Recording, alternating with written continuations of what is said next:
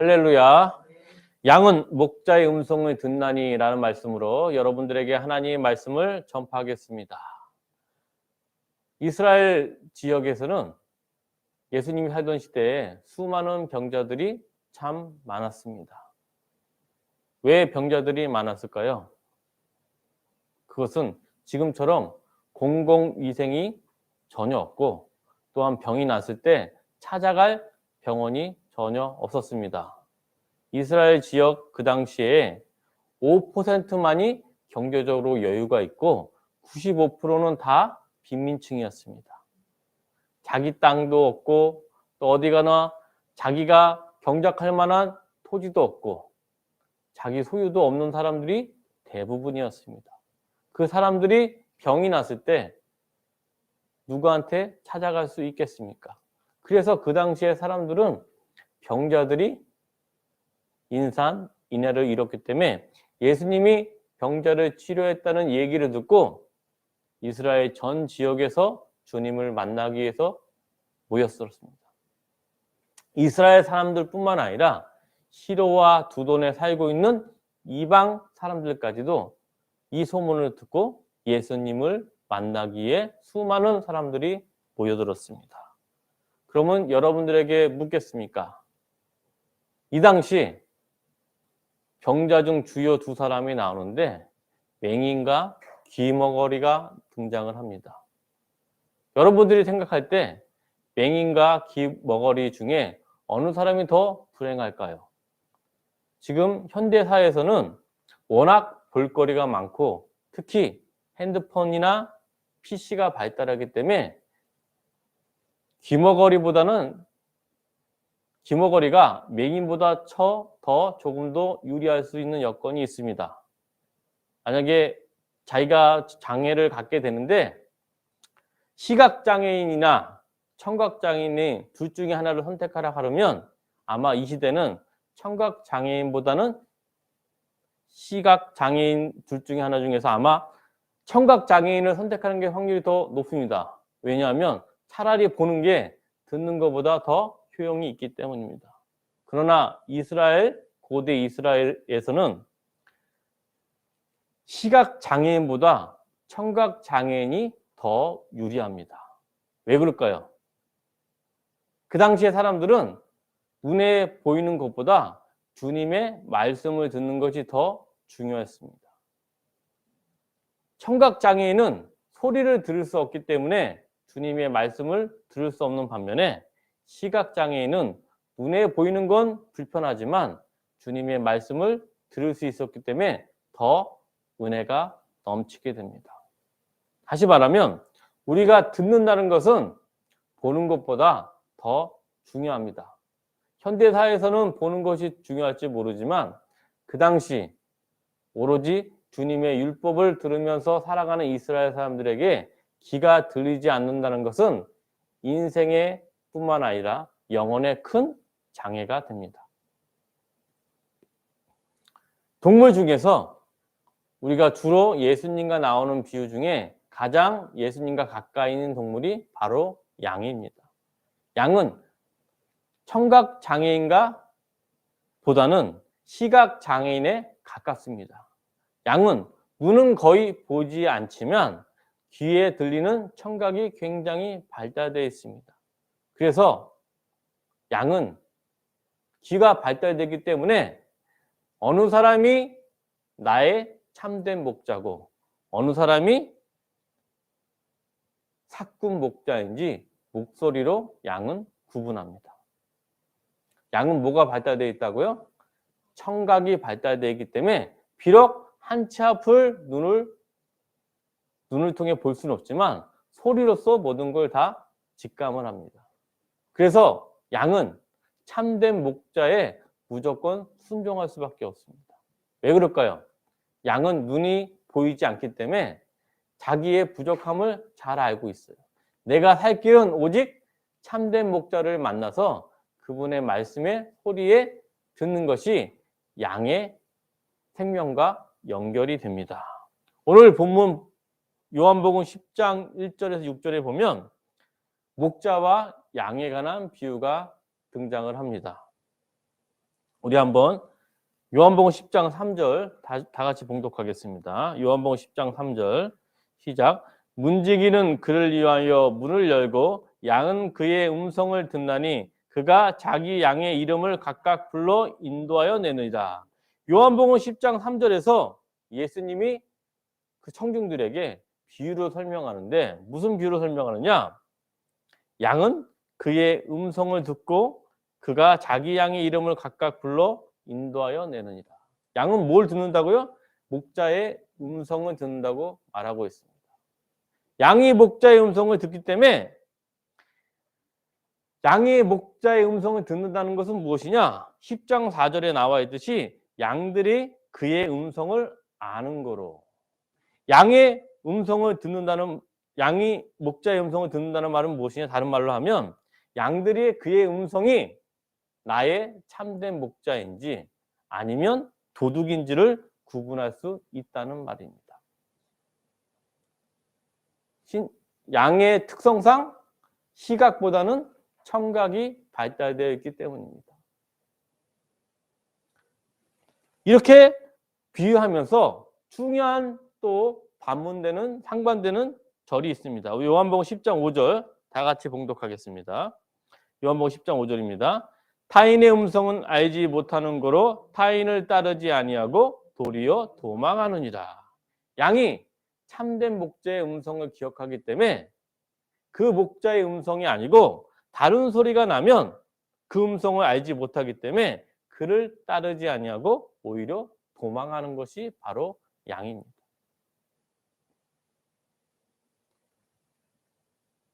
중요한 점은 뭐냐? 양은 그의 목자의 음성을 안다는 게 중요합니다.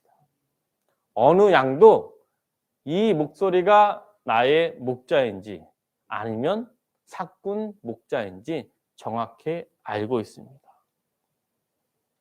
그리고 10장 6절 다 같이 봉독하겠습니다. 예수께서 이 비유로 그들에게 말씀하셨으나 그들은 그가 하신 말씀이 무엇인지 알지 못하니라. 예수님이 목자와 양을 비유로서 설명을 했는데 거기 있는 그들이 예수님이 하신 말씀이 무엇인지 알 수 없다고 나옵니다. 이게 바로 목자와 양을 통해서 예수님이 이들에게 설명하신 이유입니다. 예수님은 모든 말씀을 다 비유로 설명하셨습니다. 왜 비유로 설명했을까요? 그 당시 예수님을 만나기 위했던 사람들은 서두에 말한 것 같이 사회적인 약자고 병자고 사회에서 가장 최하층인 사람들입니다. 그런 사람들이 학교에서 제대로 된 교육을 받았겠습니까? 그 사람들이 그를 알 수 있었을까요? 그들이 알 수 있는 길은 그들이 생활하면서 생활 가운데 익숙했던 문화로 설명하는 길입니다. 이스라엘 문화는 반유목 생활이기 때문에 목자와 양을 누구나 다 알고 있었습니다. 그래서 청중들이 익숙한 문화와 관습으로 예수님은 복음을 설명합니다. 예수님이 복음을 설명할 때 항상 본인의 기준에서 맞추는 것이 아니라 상대방의 기준에서 설명을 합니다. 요한복음 4장에 나온 사마리아 여인과의 대화에서 복음을 설명할 때 예수님은 우물 곁에 있는 사마리아 여인을 두고 생수로 하여금 복음을 설명합니다. 이 사마리아 여인에게 어려운 문자나 전문 지식으로 복음을 설명하면 이 사마리아 여인이 복음을 알아들 수 있겠습니까? 예수님은 항상 비유로서 상대방의 눈높이에 맞춥니다. 그런데 여러분 기억해야 될 사항이 있습니다. 예수님이 상대방의 눈높이에 맞춰 비유로 설명하지만 비유로 설명하는 그 비밀이 또 하나가 있습니다. 다 같이 마태복음 13장 9절에서 13절 말씀. 예수님이 청중들을 비유로 설명하는 중요한 이유가 나옵니다. 찾으셨습니까? 마태복음 13장 9절에서 13절 말씀 찾으셨으면 다 같이 봉독하겠습니다. 마태복음 13장 9절에서 13절 말씀. 귀 있는 자는 들으라 하시니라. 제자들이 예수께 나와 이르되 어찌하여 그들에게 비유로 말씀하시나이까? 대답하되 이르시되 천국의 비밀을 아는 것이 너희에게는 허락되었으나 그들에게는 아니 되었나니 무릇 있는 자는 받아 넉넉하게 되고 없는 자는 그 있는 것도 빼앗기리라.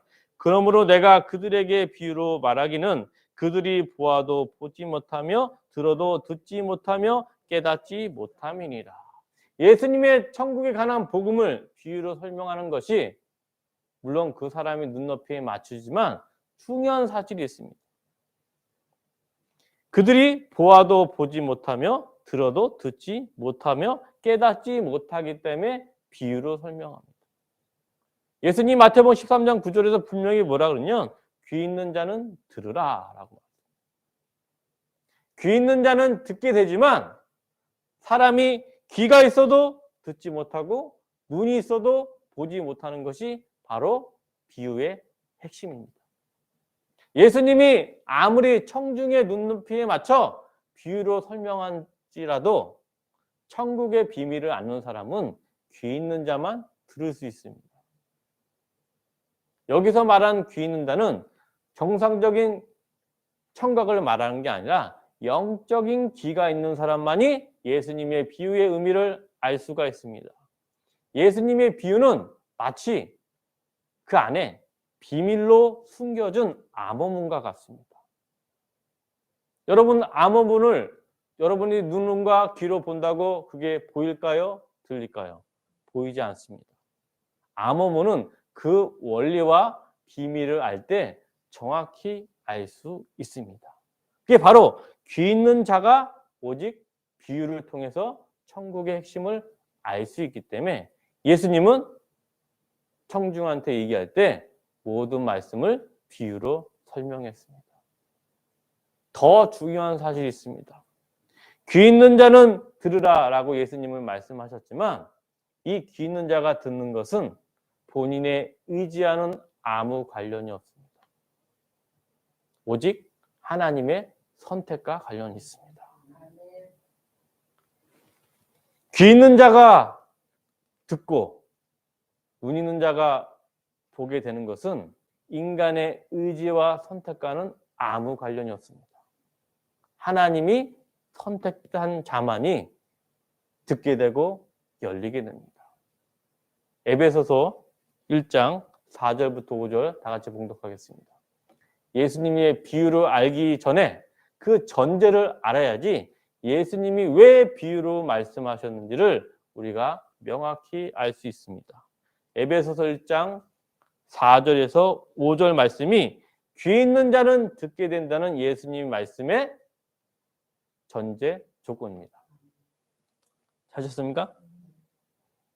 에베소서 1장 4절에서 5절 다 같이 봉독하겠습니다. 곧 창세전에 그리스도 안에서 우리를 택하사 우리로 사랑 안에서 그 앞에 거룩하게 흠이 없게 하시려고 그 기쁘신 뜻대로 우리를 예정하사 예수 그리스도로 말미암아 자기의 아들들이 되게 하셨으니 아멘. 곧 창세전에 하나님께서 그리스도 안에 택할 자를 미리 정하셨습니다. 그 사람들한테 예수님이 비유로 설명하게 되면 택자는 그 비유 속에 숨어있는 천국의 비밀을 들을 수가 있습니다. 왜? 창세전에 주님이 그를 택했기 때문입니다. 이것이 복음의 핵심입니다. 씨를 뿌릴 때 길가에 떨어진 사람과 가시덩굴에 떨어진 사람과 돌밭에 떨어진 사람과 옥토에 떨어진 사람은 하나님이 미리 정하셨습니다. 우리는 단지 씨를 뿌리기만 한 게 바로 이 비유의 핵심입니다. 오늘 목자와 양의 비유에 있어서 이런 비유를 예수님이 말씀을 하셨지만 우리 요한복음 10장 6절 제가 지금까지 설명한 것을 생각하면서 다 같이 봉독하겠습니다. 요한복음 10장 6절 말씀 다시 한번 시작. 예수께서 이 비유로 그들에게 말씀하셨으나 그들은 그가 하신 말씀이 무엇인지 알지 못하니라. 여기 모여있던 청중들이 하나님이 태초부터 선택하셨으면 그들의 귀가 열리고 그들의 눈이 열려서 예수님의 비유가 무엇인지 알 수 있겠지만 하나님의 뜻에 맞지 않기 때문에 예수님이 아무리 비유로 친절하게 설명한다라도 그들은 이 비유의 말씀이 무엇인지 알 수 없었습니다. 우리가 개혁교회에서 가장 중요한 핵심 키워드는 뭐냐? 바로 예정설입니다. 예정설이 전제가 되지 않고선 도저히 예수님의 복음의 비밀이 풀리지가 않습니다. 우리 개혁주의와 가장 반대편에 있는 주의는 뭐냐? 바로 알미니우스주의입니다. 알미니우스는 인간의 선택이 중요합니다.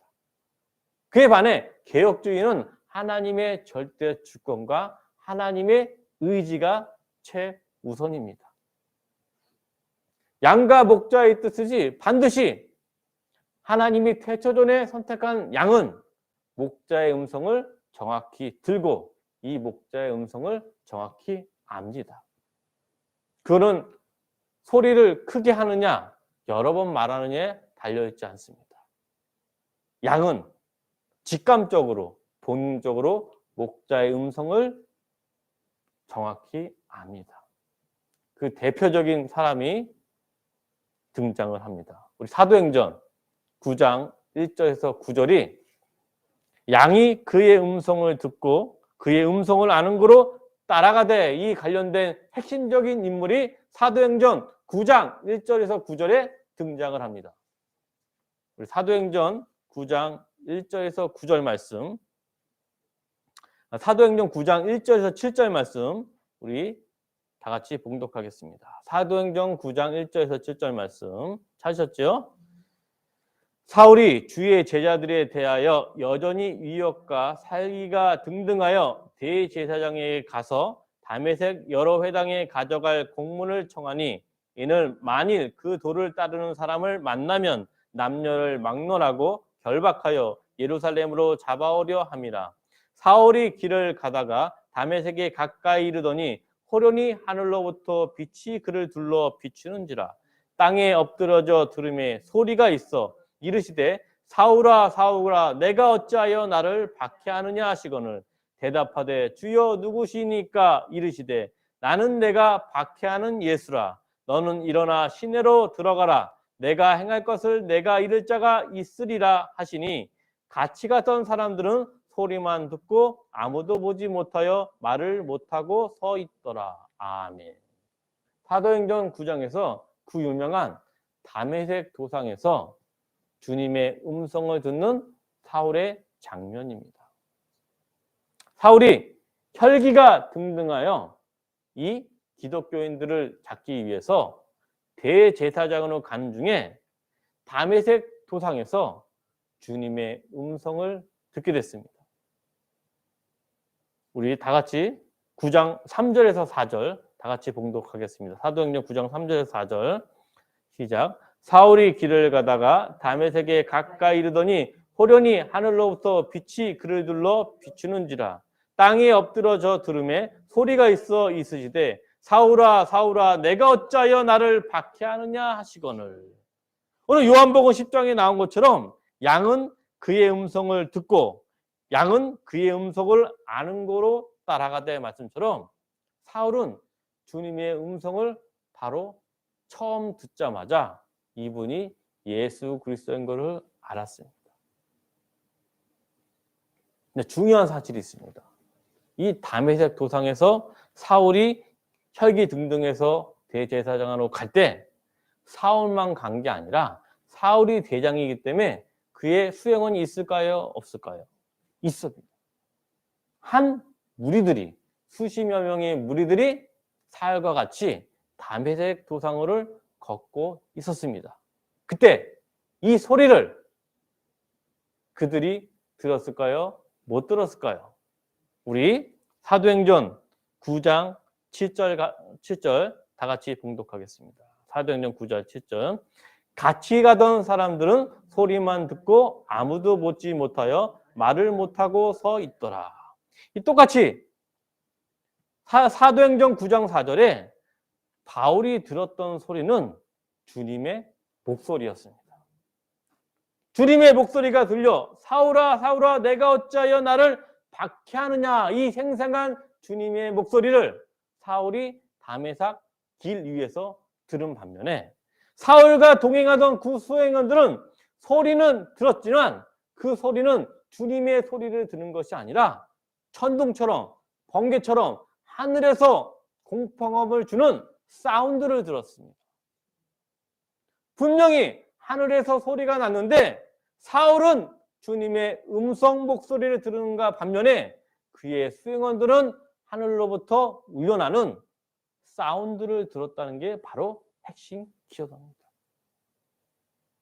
제가 여러분들에게 말씀을 드렸지만 예수님은 많은 청중에게 비유를 말씀을 했지만 비유를 듣는 자는 오직 귀 있는 자가 그 비유의 핵심을 들은 것처럼 똑같이 하늘에서 소리가 울려났지만 하나님의 목소리를 들은 사람은 단 한 사람, 바로 사도 바울 한 사람이었습니다. 나머지는 주님의 목소리를 들은 게 아니라 번개처럼 울려나는 사운드만 들었다는 게 바로 이 구절의 핵심입니다. 귀 있는 자는 반드시 듣게 됩니다. 왜 그럴까요? 창세전에 하나님이 예비하셨기 때문입니다. 사랑하는 동산교회 여러분, 여러분들이 또 명심해야 될 사항이 있습니다. 주님의 목소리를 들었던 사울이 사무엘상 사도행전 9장에서 주님의 목소리를 처음 들었는데 그로부터 시간이 흘려 사도행전 13장에서 드디어 사도 바울이 1차 전도 여행을 시작을 합니다. 그런데 성경을 읽다 보면 주님을 만나지 얼마 안 돼서 얼마 지나지 않아서 사도 바울이 1차 전도 여행을 한다고 생각할 수가 있습니다. 왜냐하면 사도행전 이야기는 바로 이어지기 때문에. 그러나 꼭 알아야 될 사실이 있습니다. 사울이 다메섹 도상에서 주님을 만나고 얼마 만에 1차 전도 여행을 하게 됐는가?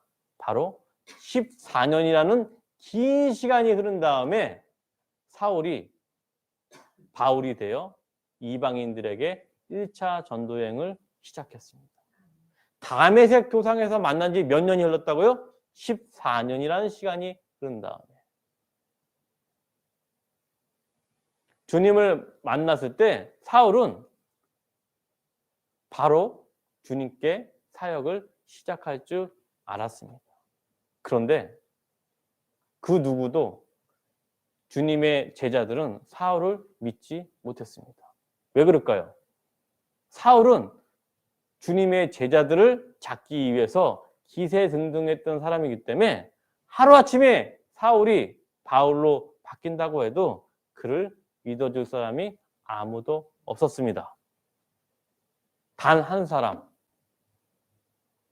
바나바만 빼고는 아무도 사울을 믿지 않았습니다. 그래서 사울은 바울이 된 이후에도 준비 기간이 필요했습니다. 어떤 준비 기간이 필요했냐? 다메섹과 아라비아에서 3년을 보내고 자기의 고향 다소에서 무려 10년을 보내고 안디옥 교회에서 1년을 사역을 한 다음에 14년이라는 시간이 흘러서 사도 바울이 1차 전도 여행을 떠나게 됐습니다. 사울이 다메섹 도상에서 주님을 만나 사울아 사울아 내가 어찌하여 나를 박해하느냐 이 소리를 듣게 될 때 사울은 회심하여 바로 주님의 일을 사역할 줄 알았지만 그로부터 몇 년이요? 14년이 흐른 뒤에야 비로소 1차 전도 여행을 하게 됐습니다. 사울이 분명히 하나님이 창세전에 이방인의 사도로서 부름받아서 그의 음성을 들었음에도 불구하고 하나님은 사울에게 바울이 되기까지 14년이라는 긴 시간을 주님이 준비하셨습니다. 그렇기 때문에 사도 바울은 때에 대해서 그 의미를 명확히 알고 있습니다. 때, 하나님이 정한 카이로스를 잘 알기 때문에 사도 바울의 여러 가지 서신 중에서는 때라는 말이 참 많이 등장을 합니다. 대표적으로 갈라디아서 4장 4절 하나님의 때가 나온 그 구절 한번 다 같이 봉독하겠습니다. 갈라디아서 4장 4절입니다. 그 유명한 하나님의 때가 명시된 구절이 바로 갈라디아서 4장 4절 말씀. 찾으셨습니까? 시작. 때가 참에 하나님이 그 아들을 보내사 여자에게 나게 하시고 율법 안에서 나게 하신 것은 때가 참에 하나님이 그 아들을 보내사, 이 의미를 사도 바울이 본인이 겪었기 때문에 알고 있는 거예요. 우리가 성령 받았다 그러면 바로 다음날 사역하는 사람들이 대부분이죠. 성령 받았다 그러고 바로 주님의 길을 간다는 게 대부분의 사람들인데, 사도 바울은 1차 전도 여행을 하기까지 하나님이 때를 기다리게 하셨습니다. 그렇지 않겠습니까? 사도 바울 같은 뜨거운 열정의 소유자가 주님을 참된 목자를 만났을 때 얼마나 기뻐해야 되고, 당장 지금이라도 소아시아 전체 전도 여행을 떠나가고 싶지 않았겠습니까? 그런데 사도 바울에게 주님은 무려 14년이라는 준비 기간을 준비하셨습니다. 사도 바울이 가장 힘들 때는 언제였을까요? 자기 고향 다소로 돌아가서 무려 10년 동안 돌을 닦을 때였습니다. 당장 일어나서 복음을 전하고 싶지만 자기의 말을 아무도 믿어주지 않았기 때문에 무려 10년이라는 시간을 자기 고향 다소에서 속된 말로 찌그러져 있었습니다. 사울아 사울아 내가 어찌하여 나를 박해하느냐 하면서 주님을 만났던 사울이 10년 동안 자기 고향에서 계속 준비를 하고 있을 때 사울은 언제 나에게 그때가 오려나 하고 계속 주님을 기다렸습니다. 그런데 예수님이 분명 말씀하셨습니다. 요한복음 10장 3절에 양은 그의 음성을 듣나니, 양은 그의 음성을 듣기 때문에 그를 따라간다고 했습니다. 사울은 바울이 되기 위해서 주님의 음성을 듣고 주님의 음성을 따라가기 위해서 묵묵히 14년이라는 시간을 기다렸기 때문에 갈라디아 4장 4절에 때가 참에 하나님이 그 아들을 보내사, 그때의 의미를 정확히 알고 있었습니다. 우리가 복음을 전하다가 가장 힘든 것이 무엇이냐? 내가 주님의 음성을 듣고 주님의 음성을 따라가는데 그 열매가 열리지 않았을 때 인생에서 가장 큰 아픔을 겪습니다. 그때 여러분들 사도 바울을 기억하십시오. 하나님의 복음을 전하기 위해서 무려 14년을 기다렸고, 14년 중에서 무려 10년을 자기 고향에서 찌그러져 있었던 사울을 기억하십시오. 뭐든지 때가 있습니다. 그렇기 때문에 사도 바울이 낙심을 한 적이 있을까요? 없을까요? 있습니다. 자기는 지금 일어나서 뜨거운 열정으로 복음을 전하고 싶은데 자기 말을 아무도 못 믿어주고, 내가 지금 고향 10년에서 10년 동안 계속 있다고 생각해 보십시오. 얼마나 마음이 간절하고 낙심이 될 때가 있겠습니까? 그의 그동안의 그 마음을 구구절절 표한 마음이 바로 갈라디아서 6장 8절에서 9절 말씀입니다. 바로 사도 바울의 지금까지 살아온 모든 생애가 갈라디아서 6장 8절에서 9절에 모두 모여 있습니다. 다 같이 봉독하겠습니다. 사도 바울의 그 기다림과 때에 대한 마음이 구구절절 나온 게 바로 갈라디아서 6장 8절에서 9절 말씀입니다. 복음을 위해서 모든 걸 다 버리고 기다렸는데 무려 14년 동안 준비할 줄 사도 바울도 미처 몰랐을 것입니다. 그럼에도 불구하고 사도 바울이 낙심하지 않는 이유가 나옵니다. 갈라디아서 6장 8절에서 9절 말씀 찾으셨습니까? 다 같이 봉독하겠습니다. 자기의 육체를 위하여 심는 자는 육체로부터 썩어질 것을 거두고 성령을 위하여 심는 자는 성령으로부터 영생을 거두리라. 우리가 선을 행하되 낙심하지 말지니 포기하지 아니하면 때가 이름에 거두리라. 사도 바울이 14년 동안 복음을 위해서 준비하고 또 준비하면서 낙담하지 않고 기다린 비결은 뭐라고요? 때가 이름에 거두리라. 사도 바울이 1차 전도 여행을 하기 위해서 몇 년을 기다렸습니까? 14년. 14년 동안 기다린다고 생각해 보십시오. 더군다나 사도 바울은 이스라엘 지파 중에서도 베냐민 지파고 가말리의 문화고 모든 걸 다 가지고 있는 기득권 바리새인이었습니다. 그 사람이 모든 걸 다 버려두고 주님만 바라보고 주님의 음성을 듣고 갔는데 14년 동안 얼마나 많은 인고의 세월을 보냈겠습니까?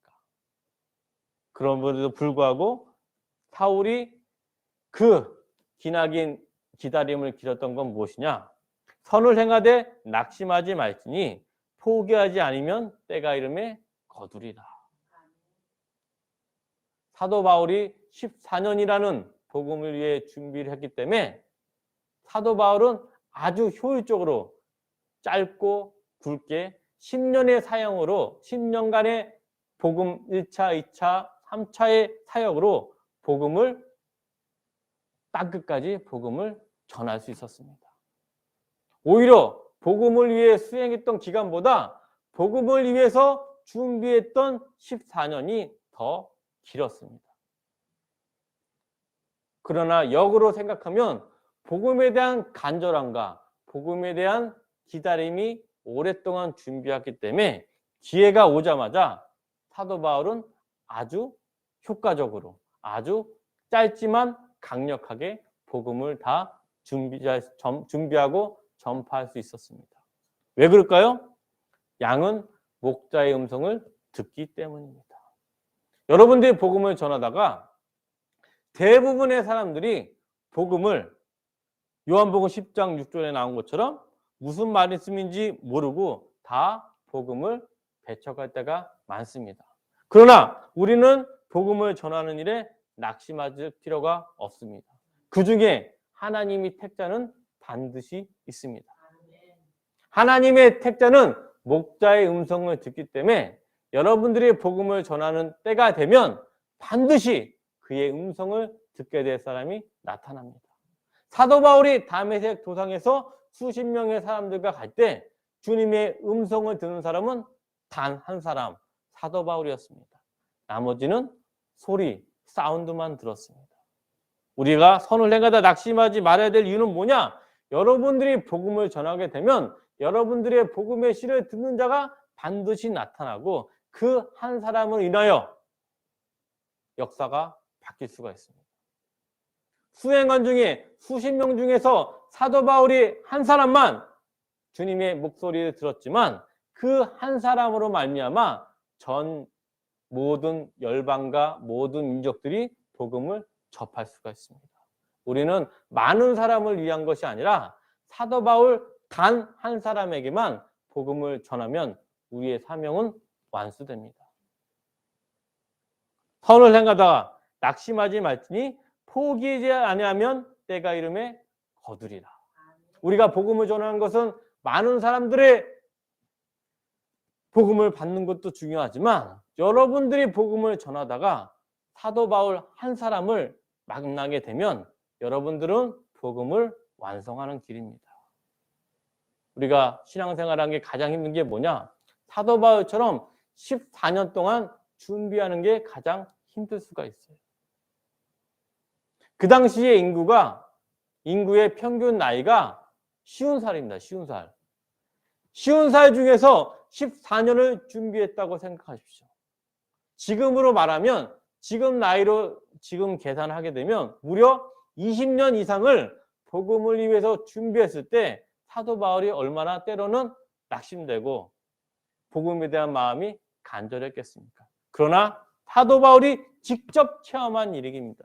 때가 되면 하나님이 거두린다. 이 말씀을 기억하면서 여러분들이 지금 문제가 있습니다. 경제적 어려움이 1년이 아니고 평생 지속되는 사람도 있습니다. 또 육체적 질병이 2년이 아니고 평생 육체적 고난으로 어려움이 당하고 있습니다. 또 가족의 구원을 받기 위해서 가족 한 사람을 위해서 수십 년 동안 기다린 사람도 여기 있습니다. 그러나 여러분 선을 행하되 낙심하지 마십시오. 사도 바울처럼 포기하지 않으면 때가 이름에 반드시 거두게 됩니다. 왜 그런다고요? 양은 반드시 목자의 음성을 듣고 따라가기 때문에 목자의 음성을 듣는 양이 여러분 앞에 반드시 나타날 것입니다. 그때를 기억하면서 우리 만민에게 복음을 전파하면서 또 하나의 사도 바울이 탄생하기를 주님의 이름으로 축원합니다. 아멘.